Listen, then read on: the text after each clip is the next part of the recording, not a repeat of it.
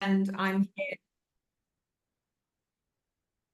I'm going to kick off in right now. I'm Debbie, and I'm Debbie Flynn, and I'm the chair of the Anglo Jordanian Society. And we'll give everyone a couple more minutes to join. But I'd like to welcome you all here today. We really appreciate you giving us an hour of your time. We're going to have a fantastic hour with Dr. Nicolai Due-Gundersen, who is actually an AJS member. So welcome. Thank you, Dr. Nicolai, for taking the time to give us this lecture today. And we really, really appreciate that. I think we'll just give it, we've got quite a few people. I'll welcome all of the new members that I believe have also joined us today. And if you're joining us and you're not a member, please consider being a member. It's only £30. And we do these fabulous in-conversation webinars quite regularly with the most interesting people. And we also are now, the pandemic is where in the past we're doing lots more events and fundraising. So thank you very much for your attendance. So I'm now going to introduce Dr. Nicolai officially. He's a Middle East analyst and associated with the United Nations, and he spent 4 years living in Jordan, where he worked for a number of NGOs and served as an advisor to the Arab Institute for Security Services in Amman. He is an expert on Arab political history.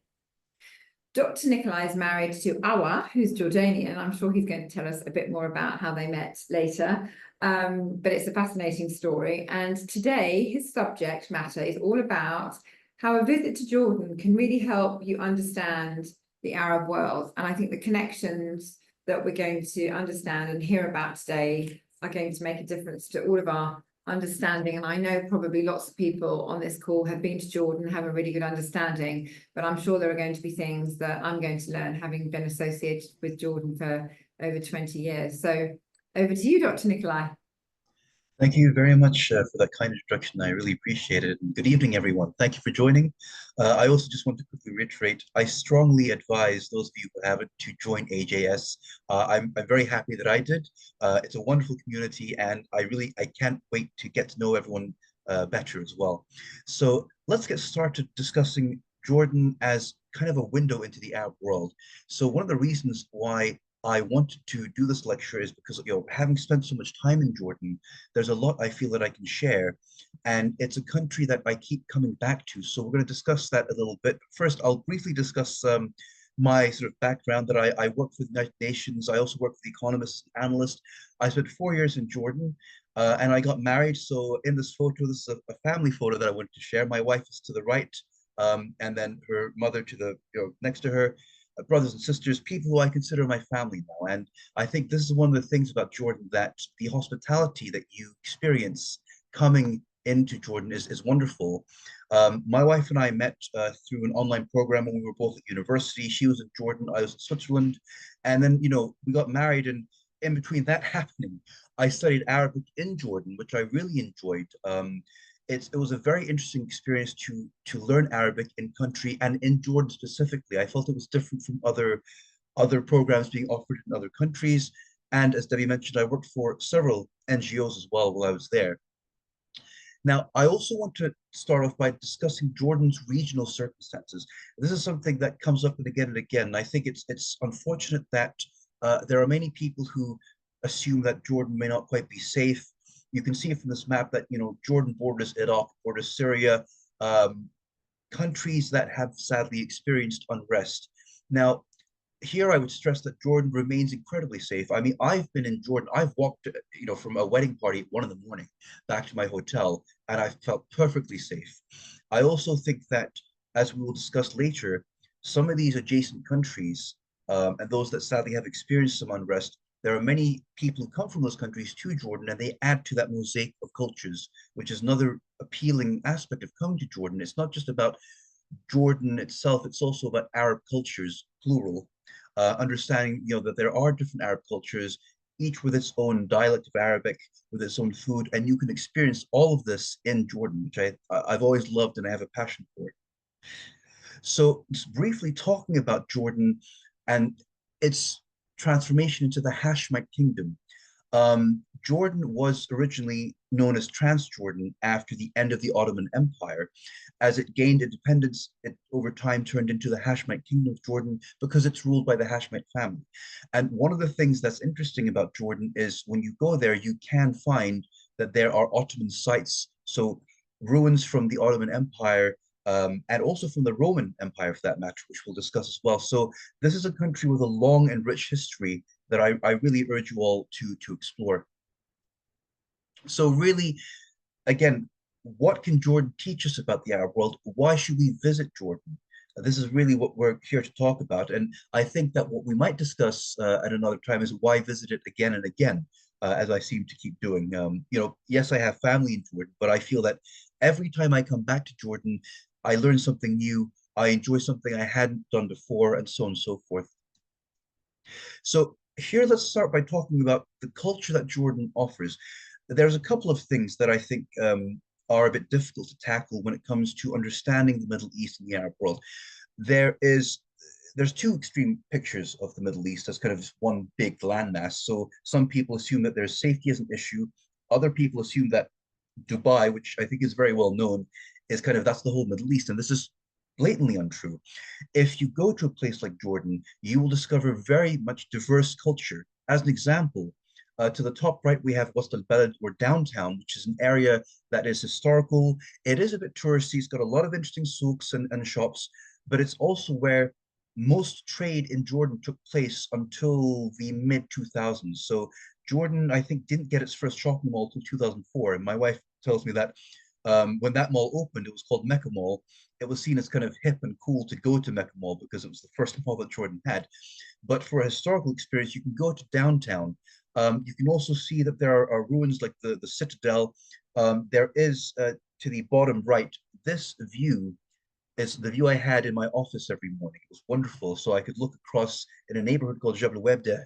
I could look across and see the ruins from one of the Islamic dynasties. And so it's this contrast. You've got malls, you've got Islamic history, you've also got places like downtown where you can engage in shopping and buy traditional arts and crafts and other things like that and try very interesting food. So Jordan is not Dubai. Dubai, I've been to Dubai several times. It's a lovely place, but Jordan, to me at least, has a lot more cultural diversity. And you can go to Jordan during other periods, for example, during the summer, whereas in Dubai, like right now, I think it's close to 50 degrees over there. So it's probably not a good idea to go. And also, again, talking about culture brings me to history. So one of the things that sets Jordan apart is it's modern without giving up its soul.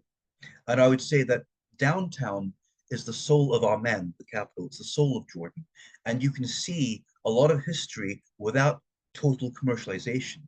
As an example, I've mentioned here the gold souks. To the left, we have this is an example of a gold bracelet, very intricate 21 karat gold for anyone who's interested in gold shopping.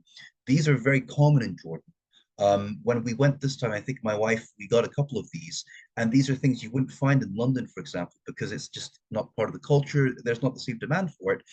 Then, on the other hand, you do have new malls and new social spaces opening up that I'll discuss in a moment. We have malls where, for example, you have cafes outside, so it's almost like an open air street next to the mall. That's quite interesting. And this is a photo to the right that I took where I'm in a mall, and you can see there's an office building here, but there's also one of the beautiful mosques in the distance. So Jordan is a country that has modernized and that is diverse without giving up its culture, without giving up its soul. And I think that's very interesting. We have so much history in this country. You don't have the modernity, but you also have three major eras. You have the Roman era, which is still discussed, and there's a lot of things that you can do outside of the capital that I'll come to in a second. We have the Ottoman period as well, where Jordan, before it became the Hashemite Kingdom, was part of the Ottoman Empire, and that's also left its mark. There are towns like Salt that I will discuss that have, for example, a mural in Turkish dedicated to the Ottoman soldiers who fought there. So there's a lot of culture, a lot of history we can see in one country. And once you go, you will keep going back, I promise you. So again, what fascinates me is this contrast between history and modernity. The Here we have the amphitheater, the Roman amphitheater at the top right. This is at the end of downtown. And I remember I had an Irish colleague who was visiting us, my wife and we took him to see it, and he loved it. He said this is so interesting. It's very well preserved, and you can walk the steps of the amphitheater. In some countries, they would not let you do that because they would say, well, we're going to preserve it as best we can, so we don't want people to walk up and down it. In Jordan, they want you to interact with their history. They want you to interact with these reminders of major periods. I can tell you, this amphitheater, it felt so surreal to climb the steps where the Romans climbed, where emperors climbed. It was really something. And up to this day, they have concerts here. So this amphitheater that's, goodness knows how old, is still in use. And we have musicians who come to the country, especially Arab musicians who perform here as well. And that's really wonderful. We have Roman ruins situated within Amman itself. And as I will discuss in a moment, we also have towns like Jerash, which is close to Amman, about an hour's drive. It's a perfectly preserved Roman city. It's got a fantastic restaurant that I highly recommend.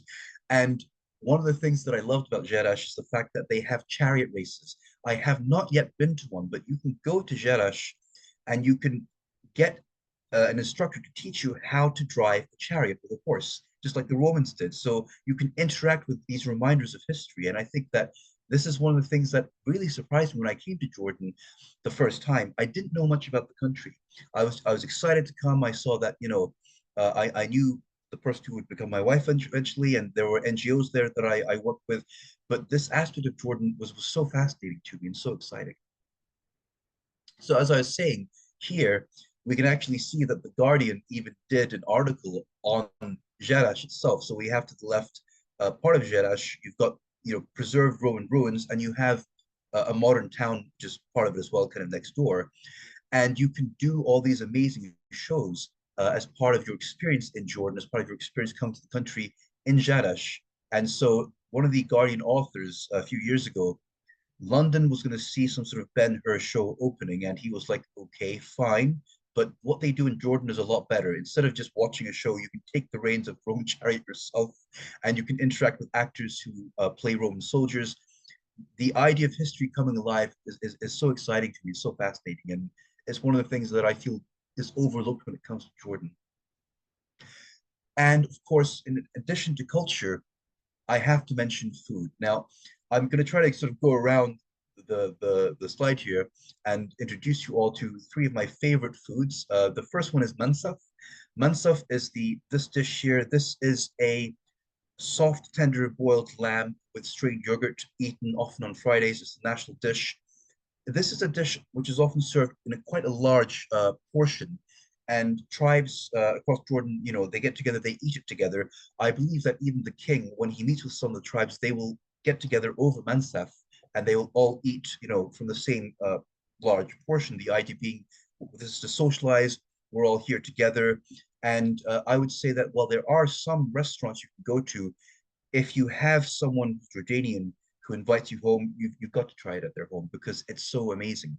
And again, Jordan, to me, it's such a melting pot of Arab cultures. When I first came to Jordan, I was introduced to mansaf, and then the dish to the right, which is called dajaj mandi or chicken mandi, is a Yemeni dish. It is a sort of a clay oven cooked chicken dish with fragrant rice, very different from mansaf, for example. And so I was like, this is amazing. I'm in one country and I'm trying dishes from all these other countries, from Saudi Arabia, from Iraq, from, for example, perhaps Morocco, or from Yemen. And this melting pot of cultures is really represented in the food, amongst other things. The bottom right, perhaps it's a bit hard to see. This is a photo of me having something called kunafa. Kunafa is a Palestinian cheesecake. It's melted cheese with a crispy dough and rose syrup, and it's amazing. It is eaten often for celebrations. The best place you can get it is in downtown, a place called Habiba. I did not go there until about a month ago. I finally went with my wife, and there's a long queue. It's a small stall, so you can't really sit anywhere. Long queue to get their kunafa. It's amazing. It's really good, and they serve it at weddings and at engagement parties. My brother, so my wife's brother, is getting married. We attended the engagement party, and they served kunafa as a celebration, and it was really, really good. So I will say a heads up that a lot of Jordanian desserts and sweets, they're really, really sweet, but you will not regret trying. Also, I think that talking about diversity in the country, Jordan has been championed as a model for diversity across the whole Middle East, especially when it comes to the harmony between different religions. So here, for example, is one of the churches in Amman. I myself had the pleasure of working for something called the Jordanian Interfaith Coexistence Research Center. It's a mouthful. And I worked there as an NGO officer. Our NGO was operating through royal patronage, and we focused on promoting and discussing Jordan as a model. The fact that you have Muslims and Christians living in harmony, the fact that there are towns that are mainly Christian that you can visit, and that have perhaps their own cultures. And so Jordan, it opens up to you as you keep coming back. It allows you to explore different aspects of its own culture and also of other cultures. I noticed, for example, that when I was living in Jordan, every early summer, we would get a lot of tourists coming from the Gulf. I've met people from Saudi Arabia, from the UAE, from Oman as well, who come to Jordan because for them it's an interesting country to visit. And also, funnily enough, when they come in the summer, Jordan is not as warm as their own country, so it's like now that's a good time for them to go as well. So I really feel that Jordan has this amazing balance between history, culture, and cosmopolitanism. There are events that you can attend. As I said, some of the events in the amphitheater feature a variety of artists. I'll also talk about art galleries as well in a second. But there are certain events that also happen every season. For example, Souk Jara, which is a particular open air market, happens usually around May. I think it's in an area called Rainbow Street, and this amazing open souk with lots of stalls, food, fantastic smoothies, antiques. So when you come to Jordan throughout the year, you might find that each time you come, there's something different happening, and you learn so much about it. And I think again, what struck me as so amazing is Jordan is not the UAE, it is not Dubai. And I think this is again an image that we can tackle as you get to know Jordan. You can see that Jordan's cultural diversity is different from what you may have thought of from the news or from just the fact that Dubai remains one of the most popular destinations for UK tourists as well. So talking about culture as well, I have to say that when you come to Jordan, you must go to a place called Jebel Webde. It's this beautiful, beautiful place. It's like its own little ecosystem. It's a fairly quiet part of Amman. They have some wonderful cafes. It's actually where I used to work as well. And this area here in the first photo called Bois de Paris or Paris Circle, it's kind of a marking point for the start of Jebel Webde. From there are different roads you can walk down, and there are art galleries as well. As an example of this, Darat al-Funan, which is photographed to the top right, is actually a photo of me taken, goodness, I think 10 years ago now, of me standing at the top of that building taken by my wife. This gallery and a few others have a lot of exhibitions showing local and regional artists as well. So Darat al-Funan is in the restored 1920s building. It also has a garden with Byzantine ruins where you can go for tea. I used to do that in the summer. Sometimes if I finished work early, I would go to this museum or to this building rather, and I would just sit outside and I would have some Iraqi tea or some black tea and just people watch and allow myself to relax. And it was something I feel I cannot do in any other city or country, I have to say. So these are some of the many reasons to come. Also, when it comes to art and art galleries, some of them, they don't just showcase regional artists, they have film screenings in addition to art exhibitions. I remember when I was studying Arabic, a friend of mine, a Jordanian, took me to a film screening in Rainbow Street, and it was free to get in. They didn't charge, and we sat there and we watched. It was actually a Polish film, which I would never have watched if it hadn't been for this screening. And they have screenings of Arab films as well. And so, really, for me, being in Jordan allowed me to get the pulse of the Arab world and to understand a lot more about Arab cultures. And it's so fascinating, so interesting. I also think it's good to talk about safety in Jordan. Safety is one of the concerns of people who are on the fence that, do I want to go? Well, I'm worried about this and that. I can understand why people would say that if you haven't been, but I could tell you from my own experience, I've been going to Jordan for the past 10 years. I've never felt unsafe. I've never once felt unsafe, even if something happens. If things happen in Palestine or in Syria, Jordan has excellent security. It has a populace that is very aware, and I've never felt that there's ever any threat. One of the things that you will actually find in Jordan is that hospitality runs deep. You will be treated like family if you're a friend. And you will find that people are very friendly and approachable. I also like the fact that Jordan and Amman is the capital. It's a city that never sleeps. I mean, on Fridays, which is the day, the day off, so Fridays or Thursday evenings, people are up till 1 or 2 in the morning. I've never felt unsafe anywhere in Jordan. If I'm back in London past 9, 10 p.m., there might be parts of London where I'm like, I'm not going to go here. But in Amman, I never felt that. I would also say that they have excellent healthcare. And the reason I mention this is because I have fallen ill a couple of times. Just, I got the flu or something. And, I had a fever one time and I was able to actually go to a hospital, get seen within 5 minutes, get Panadol, like not the tablet, but an injection, and then, basically recover very, very quickly. So it's nice to know that if you're in a foreign country for a few weeks, you're abroad long enough for a vacation that you might fall ill because it happens, it's life. And at least knowing that Jordan has excellent healthcare is another thing to consider, that you don't have to worry about anything going wrong. You don't have to think, oh, I'm in a country that's not familiar. The hospitals are modern, the doctors speak English, and everything functions quite well. So I really feel that safety remains paramount in Jordan. The government is aware of this, locals are aware of this, and overall, Jordan remains a wonderful place to come to, even if the region is experiencing difficulty. Um, it is, in a sense, not fair that Jordan absorbs that, and I think this is something we can come back to. But really, the tourism in Jordan, it is recovering after COVID, but there's so much we can do to help by just visiting. Another thing that I loved about being in Amman, Jordan, is the proximity to other parts of the Arab world. We're 5 hours from London via a direct flight. Royal Jordanian, by the way, are great. I really like flying with them. They have good food on board, and they're a nice airline. So when you are in Jordan, you're often 2 to 3 hours from most countries in the Middle East or North Africa. During my time in Jordan, I have visited Cairo to the top left. I have visited Kuwait. This photo here is of the world's largest dhow. A dhow is a kind of a Gulf-style boat or ship.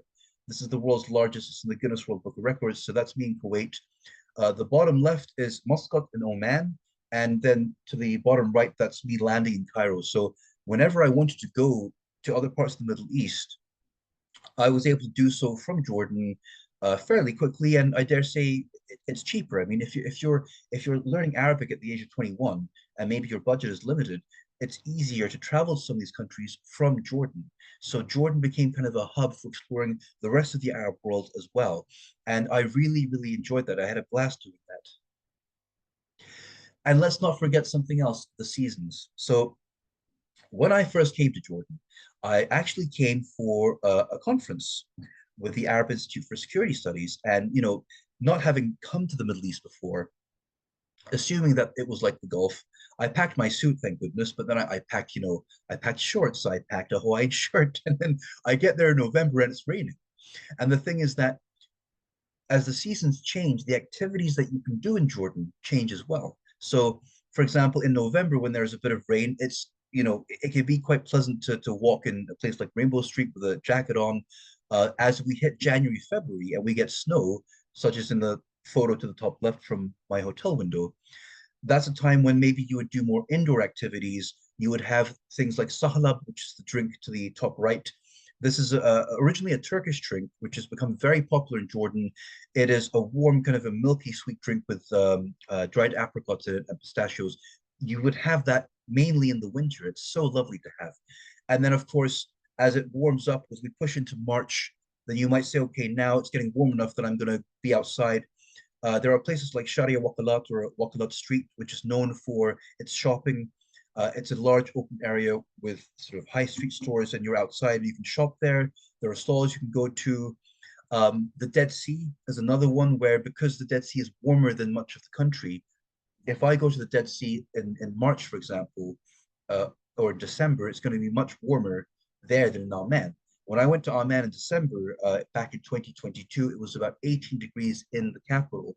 We went to the Dead Sea, it was 25. So, it's warm enough that you can wear your t-shirt and maybe go for a swim.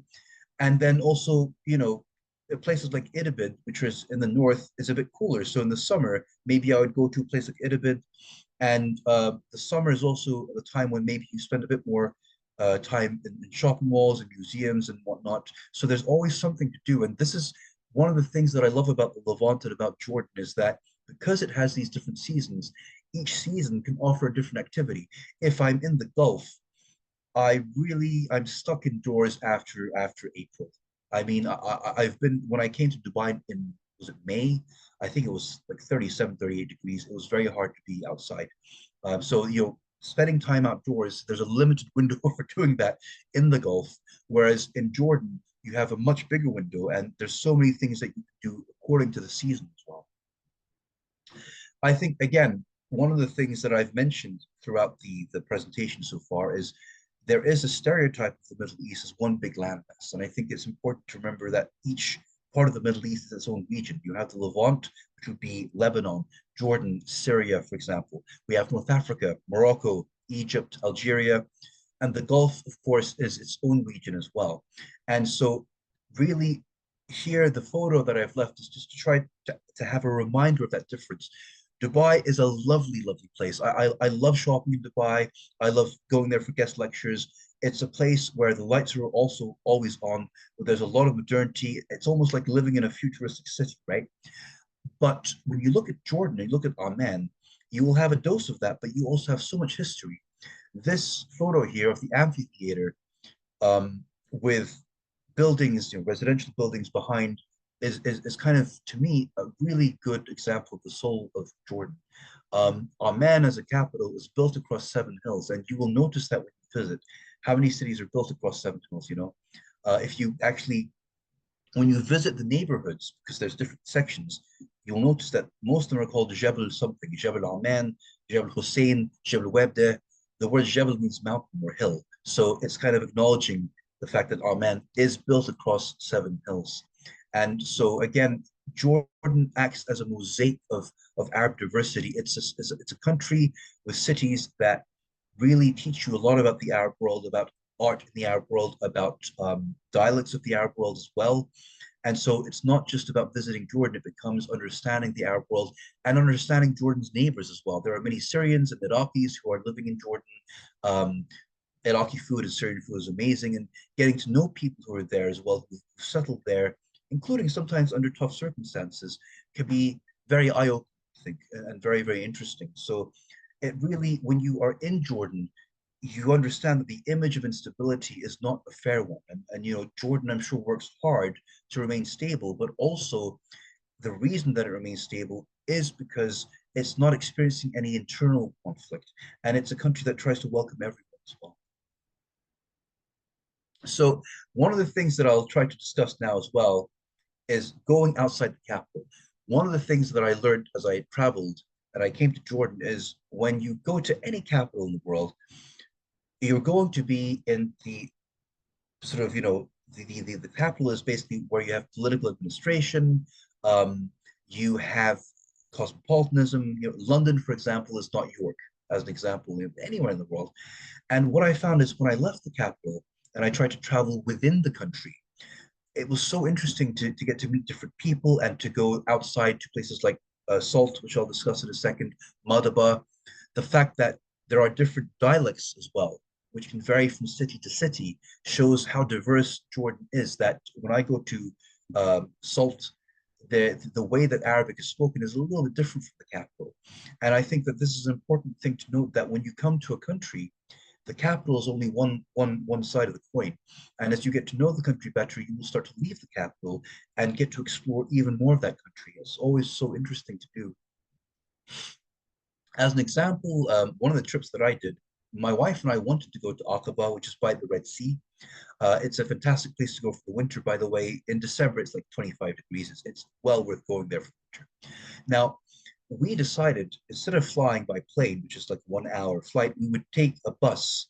And that's a 5 hour trip. But by taking the bus, we got to see more of Jordan. I have still not gone to Petra or Wadi Rum. I've got to do something about that. But having that bus ride, and it was a very comfortable bus with leather seats and aircon and food service. We got to see what is it like when we leave the capital and you go through villages and towns. That was very, very interesting. And to see sort of Amman, the capital, kind of disappear and give way to other places, and then to come to Aqaba by bus and see these mountains coming up because Aqaba has mountains. That was really, really interesting. And, it's a reminder of how Jordan is, it's a country, yet there's so much diversity as you go from town to town or from city to city as well. So Aqaba itself, different culture. It's a winterscape. You can see that as an example, the bottom right photo, there are mountains in Aqaba that Amman does not have. It kind of reminded me of Muscat and Oman because there are some similarities. The food is different, the nightlife is different. Here, the top right, this is a dish called sayadiya, which is a beautiful fish dish. Usually, it's cooked with fish from the Red Sea, which in London is not something we can get. My wife has cooked this dish for me a few times.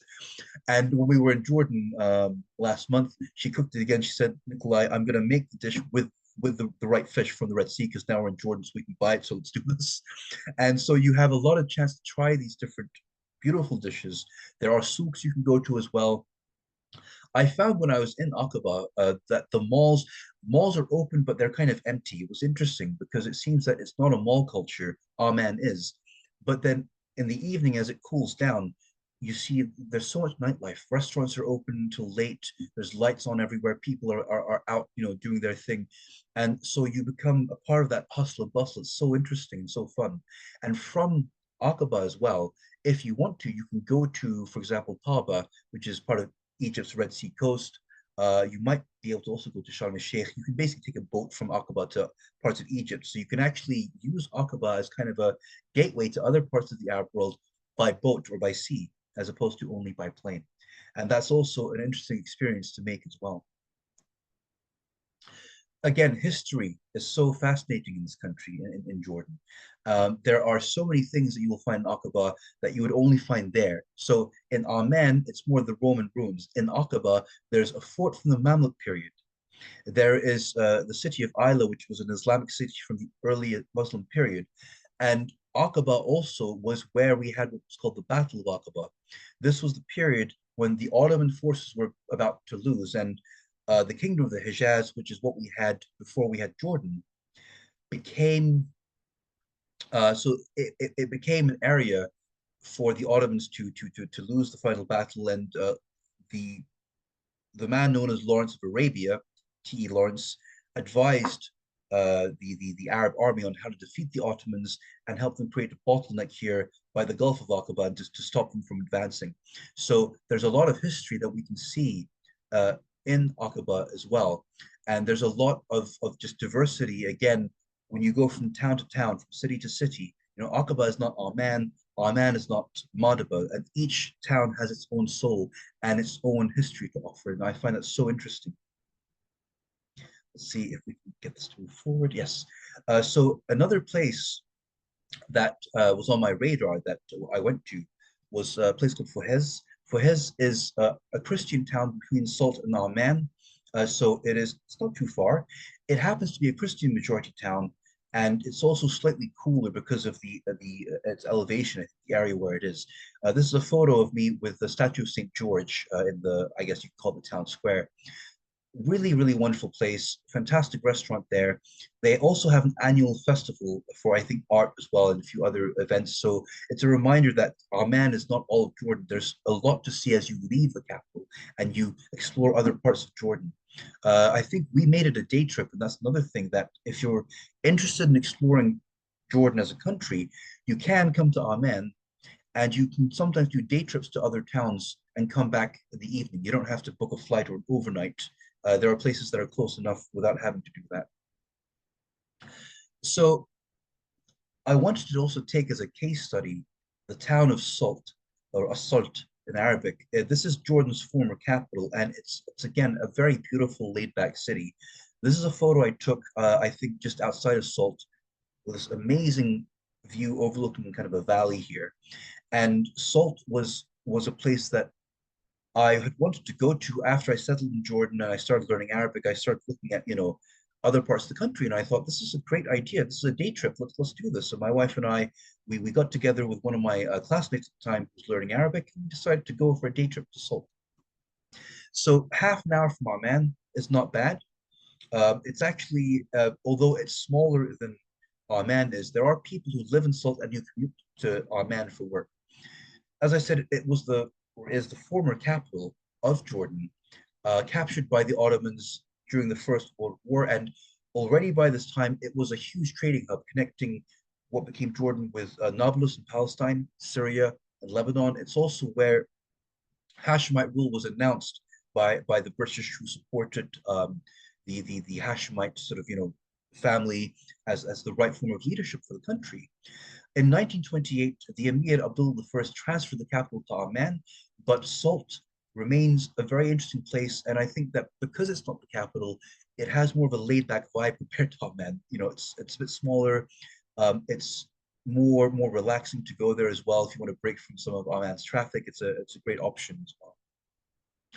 It's also on the UNESCO World Heritage List. So it has been praised by UNESCO as being an amazing example of intercultural exchanges across different periods of Arab history due to its commercial status. So, this is a town that grew in size and importance during the Ottoman era, the transition from the Ottoman era to Transjordan, eventually to Jordan. It was also praised as an interesting study of a city where there is no segregation between Muslims or Christians. There are neighborhoods where, both sides, if you like, or both faiths live in complete harmony. And the UNESCO said that Salt symbolizes cultures of tolerance, hospitality, and social welfare practiced by the Bedouin peoples of the region, and the construction of a modern Trans-Jordanian identity. And I think that that image of tolerance and hospitality goes back to the hospitality you will feel when you visit Jordan. You get to know people. If you're very lucky and you get to know Jordanians, your journey through Jordan and your understanding of Jordan is going to be very different than if you only go by yourself. So really, getting to know people is a must. So if I look at some of the differences between Amman versus Salt, as I said, Salt is quieter, but still offers a lot of history, just like Amman does as well. Um, there are some interesting aspects. I speak Arabic, so I would notice when I switched to Arabic, things like I went to a store in Salt and I bought, I think it was just a bottle of water or something, and it cost 1 dinar. And instead of saying to me dinar, the shopkeeper said lira. Lira is the Ottoman lira that used to be the currency under the Ottoman Empire. And I thought this is really interesting. They still use this in Salt, but not in Amman. So you will notice some of these differences, the dialects that vary from city to city. You will find that Salt is a town that's a bit more walkable. It's more compact, so you can see it in one day compared to Amman. And there are remnants of the Ottoman Empire. There's a war memorial here. So this memorial from 1918 lists all the Ottoman soldiers who were sort of resisting British forces, Arab forces, and so on and so forth during the final struggle for what became Jordan in the First World War. So that's very, very interesting. And I know that Turkey has actually published articles about it in their newspapers because it's very interesting for them. As I said, it is a commuter town. However, one of the things that I found is that during the winter, let's say January to February, when there's enough snow, it's very hard to commute from Salt to Amman.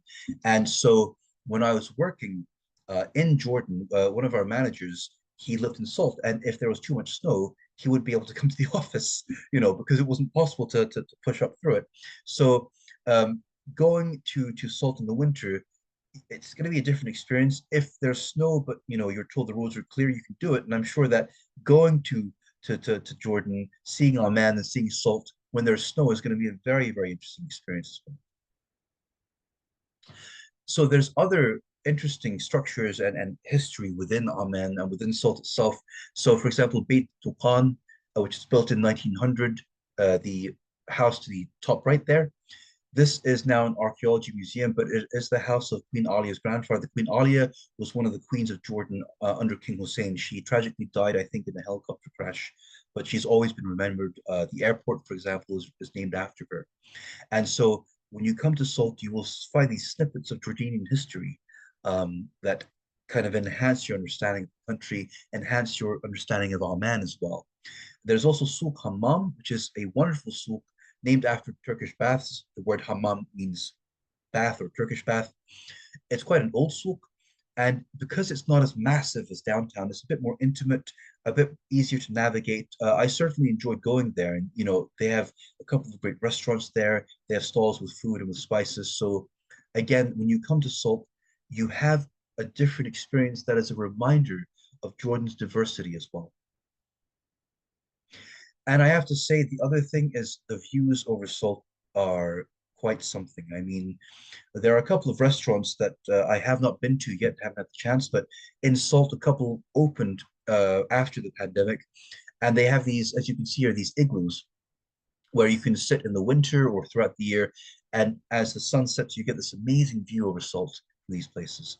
During the day, as you can see, you also get some wonderful views, and so it seems that the country, just the way that the geography of the country is there are hills across the place, and so Amman is built across 7 hills. Salt is built across 3, and places like the Jebel Cafe, which is the one to the top right, they have these amazing views. So you get a chance to experience something quite different, I think, especially if you live in London. London is a wonderful city, but it's a very busy place, and I don't think we have views like this, not quite the same way. So I think that my final thoughts to wrap up. Jordan remains a wonderful mosaic of cultures, Arab histories as well. The Middle East is not a country. The Middle East is a term referring to an entire region. And I think that's something we need to remember. When you look at Jordan, from Jordan, you can go into Egypt, you can go into Palestine, you can go into Saudi Arabia, which would be a different experience.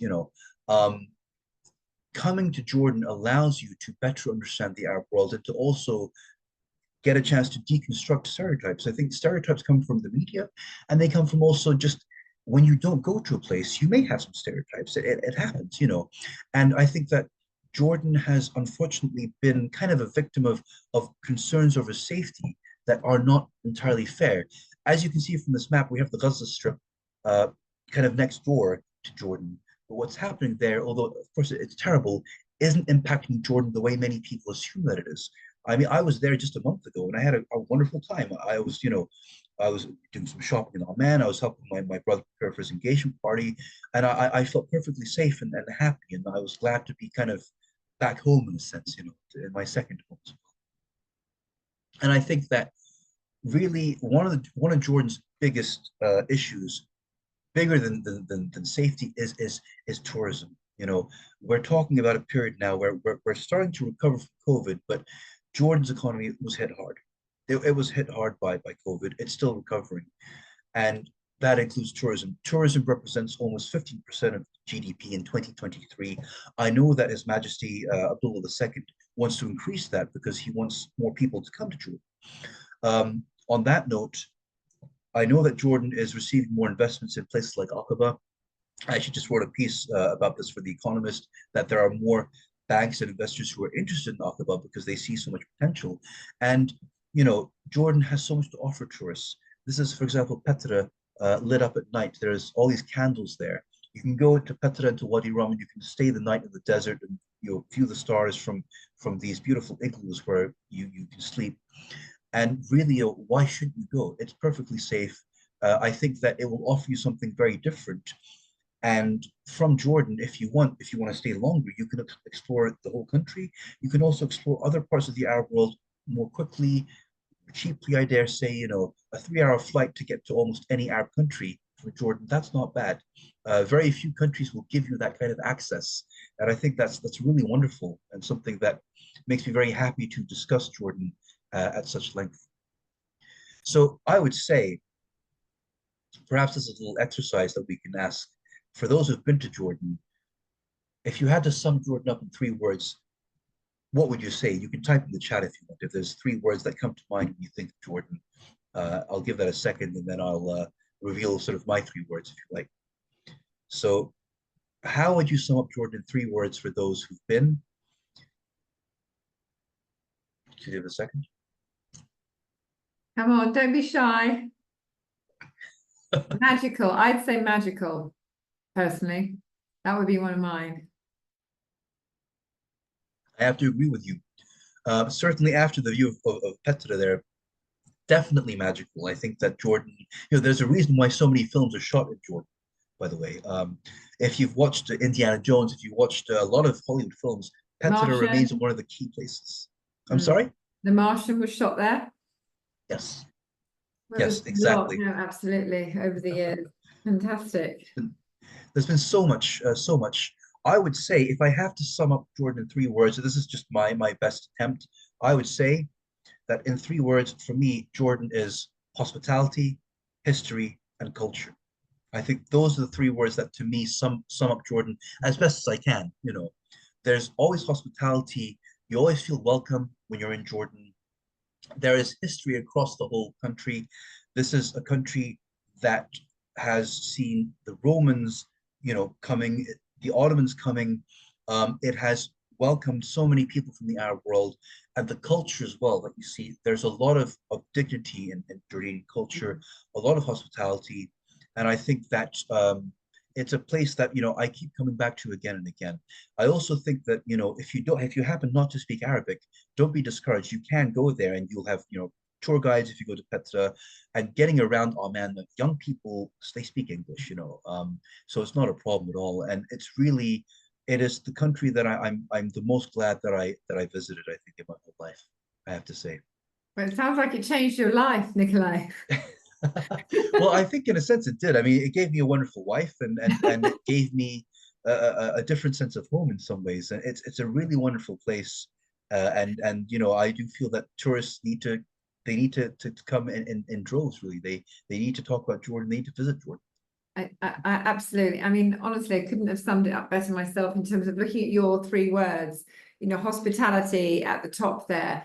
And for all the 21 years that we represented the Jordan Tourism Board, I would say, and the reason that I'm still involved and love being the chair of the Anglo Jordanian Society is because of the hospitality of the people, and because it just gets under your skin, and you can't really explain it until you've been there. That was Yes. absolutely amazing, and I've learned so many things and realized there are places I've never been to Salt, and I feel really guilty that I've never been to Salt, and that's top of my list when I go back. Or even Fahees, I hadn't even heard of it. So I mean, there's some fantastic stuff in there, and I'd be really fascinated to know from your perspective, what made you want to study Arabic? What made you choose Jordan? Because, as I say, it has obviously changed your life, but you've been there so many times that you still feel such a deep connection to the country, don't you? I do indeed. I mean, setting aside my family in Jordan, I think that, when I first started going, I was curious about learning Arabic. I was interested in the Middle East, and I thought, well, where can I go? And um, I looked at a couple of options, and I thought Oman is in the Gulf, and it's going to be pricier. Egypt is interesting, but it's Egypt. Cairo is a very hectic city, and I thought, well, what about Jordan? It's a place where I feel, for good and bad, at the time there wasn't a lot of focus. There's a lot of NGOs there at the time. I was thinking of working for an NGO, and I did. So I thought, let me focus on Jordan. And so I decided to study Arabic there, and I came in and I worked for an NGO there as well.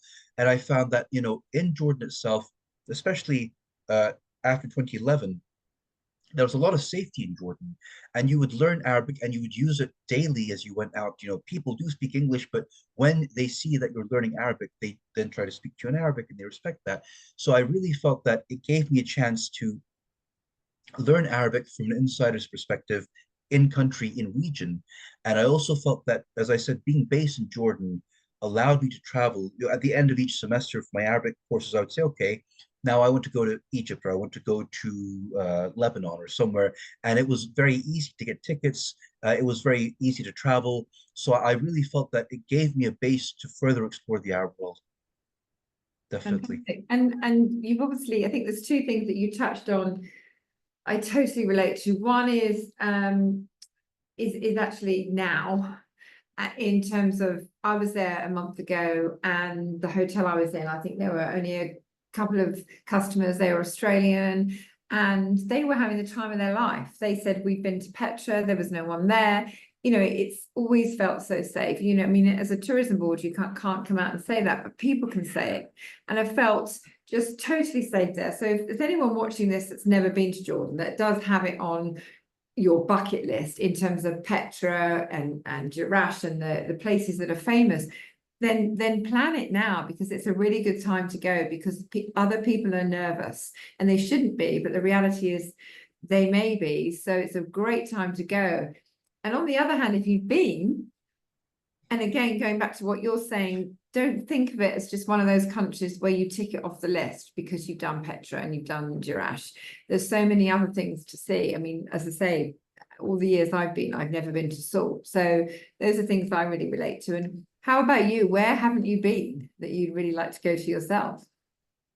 I have to say, I mean, Wadiro and Petra are the two places that I still haven't been to. And I really want to go there with my wife, and I were planning on going there maybe for our next trip. Those are the main places. And I think also going back to Aqaba, because we only went once, and at the time it was a short trip, so I would want to go back there for at least a week and enjoy the ruins and the museums and enjoy the food again. So, Jordan is a country that you keep coming back to because it's not too commercialized, because it offers this beautiful balance of history, culture, and modernity as well. And I think that you will end up sort of wanting to return again and again. Absolutely. Now I've asked my question, so we've got 10 minutes left. If anybody who is on our webinar has got any questions for Nicolai, we'd love to hear them. And don't be shy. Oh, there was one earlier when actually Patricia Salty said there are no amphitheatres in Jordan, only theatres. It's never occurred to me what the difference is. So I don't know what the difference is. That's actually a good question. I'm not sure. I'm not sure. I think amphitheaters compared to theaters are those large, the building that I showed you would be effectively an amphitheater, an outdoor structure. That said, though, you've actually reminded me. Uh, when I first came to Jordan, one of the things that my wife did was she actually took me to a theater. So not the amphitheater, but a modern theater. And so there are plays that you can attend. Some of them will be in Arabic, but some of the performances are very, very impressive. And I remember the first time I attended a play in Jordan was with my wife, and the performance was spectacular. It was a 1 hour play, and it was a play that also talked about Arab culture. So it's like, a chance to connect with the culture in a different way, not just through movies and through art, but through the theaters.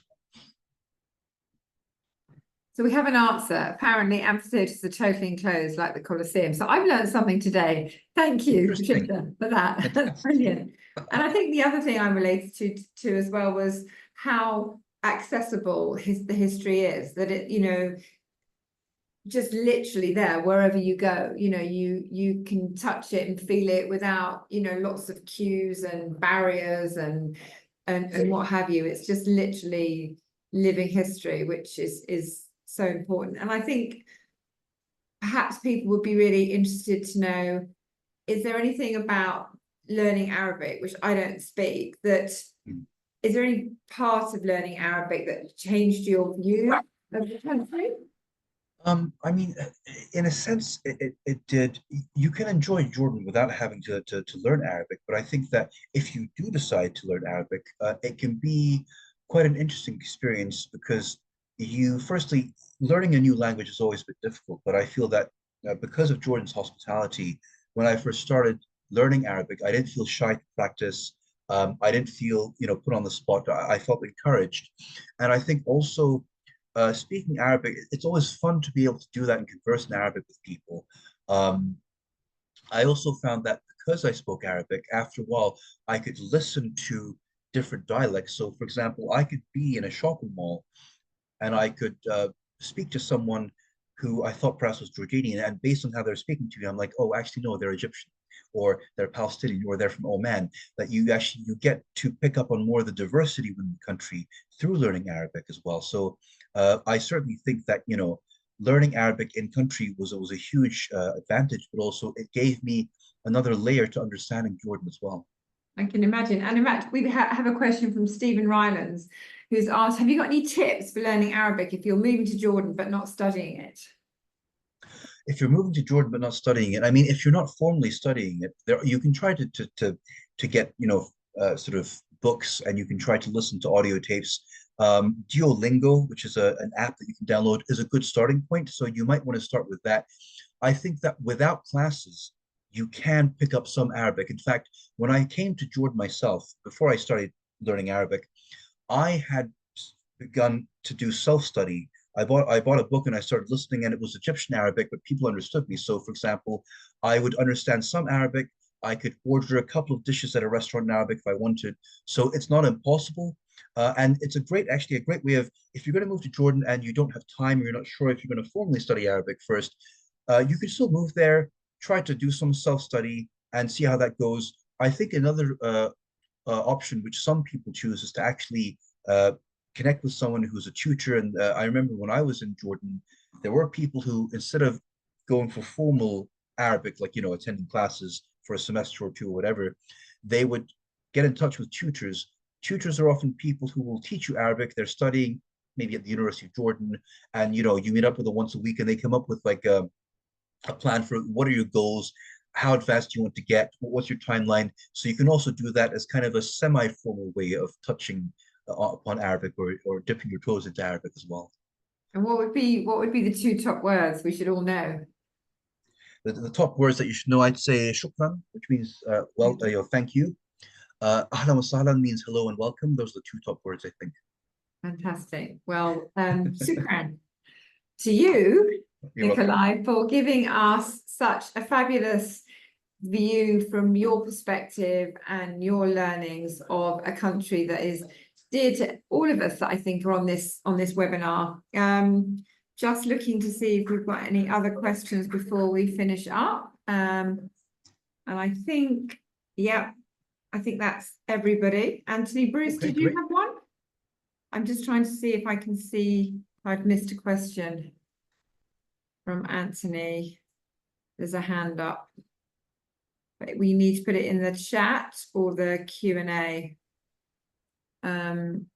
Maybe sometimes I've done that on webinars. I put my hand up when I didn't mean to. So apologies if you did have a question, Anthony. We haven't asked it. But as we're sort of about to finish up, I will say thank you so much. And for those of you that are watching, I'd like to think that you'll be able to meet Nicolai personally as he came to our last open house, and hopefully as we're having more events in the coming quarter and obviously next year, that you will meet him personally. And if you've got any questions for him, I'm sure he'd be happy to ask them. So just pop us a note to the AJS. We'll be delighted to pass them on. Ah, here we are. Great. Yes, this is my email address. Perfect. So for anyone who's interested, feel free to drop me an email with your questions. I'm happy to answer. I mean, you would be the best tour guide ever. Maybe we should try and do an AJS specialist trip, and you could be our tour guide. That would be amazing. I'd be there. I would be honored. Well, thank you to everyone. Just before we wrap up, I would just like to say one more thing. Watch out as well for our campaign that we're launching next week as the AJS. We're launching a campaign to suggest or ask people to donate any crutches that they may have to 7 different sites around the country for Gaza. There's been 10,000 amputees since the war began, and we're doing our bit. This is an initiative from Her Royal Highness Princess Sabbath, and she's managed to corral many people into donating the sites, DS Freight collecting them, Royal Jordanian to fly them into Amman to be taken into Gaza. So watch out for that. And when we'll email you all about it, please share it on your social media, or just send it to people you think might have a walking aid at home that the NHS do not want back, because some of them you can't send back, and we'd really appreciate that. So on that note, Nicolai, if there's anything else you'd like to say, but a big thanks from me and our audience. Thank you very much, everyone. I hope to see most of you in Jordan sometime. Wonderful. Thank you. Have a lovely evening, everyone. And thank you for your time. It's very precious and we appreciate it. Hope you enjoyed it. Thank you. Bye, everyone. Bye-bye.